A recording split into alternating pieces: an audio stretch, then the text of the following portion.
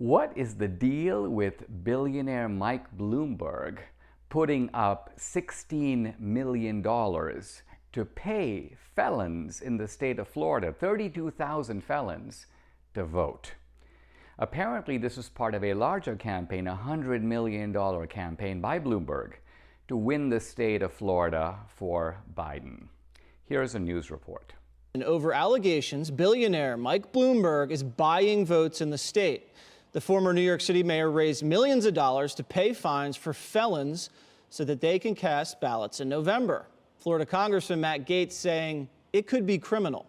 Now, what is Bloomberg up to? First of all, his action may be a violation of federal law. It's against federal law to give people a compensation in exchange for voting. And not only voting in this case, but voting in a particular way. Bloomberg is very explicit that he wants the felons to vote as felons habitually vote Democratic. Now, people might say, well, Dinesh, you should be in favor of this. You're a felon. Well, first of all, I'm not a felon. I'm an ex-felon, a much more elite category. But the issue here is this. First of all, why are we trying to get felons to vote? Do we want sort of the worst members of our society, thieves and murderers and rapists and drug dealers and lawbreakers? Are these the people we want to decide the election? I guess if you're a Democrat, that's just part of your natural constituency. But there's a deeper issue here, which is what's up with Mike Bloomberg? I think the key is the word up. Bloomberg is, as many of you know, somewhat short. And I think that the problem here is that Trump has been relentless in attacking him for this. Trump has this unerring ability to go for the jugular, or in this case, you may say, go for the box. Trump implies that Bloomberg needs a box to stand on.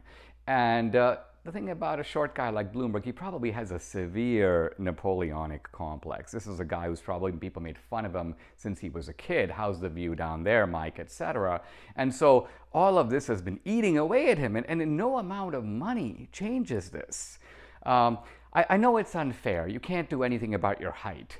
But the problem is that when you're a little bit of a dwarf, you see everything through the eyes of a dwarf. Someone comes up to you and goes, hey, Mike, and I'm a little short, and you get offended. Short? What do you mean short? So that's Bloomberg, and I think Trump has rankled him, and so out of personal animosity, he's trying to kind of get Trump. But Mike, you should be, if I may put it this way, bigger than that. You inherited New York from Giuliani. Giuliani cleaned the place up. It was a very livable place. You kept it that way. It was a great city. And look what de Blasio has done to it. And de Blasio, a Democrat, is going to has done to New York what the Democrats would do to America. They would ruin a beautiful place. Are you on board with that? I think you should be bigger than that. And I think you should recognize that out of personal animus, you are doing something that will, if I can use this phrase, shortchange America itself.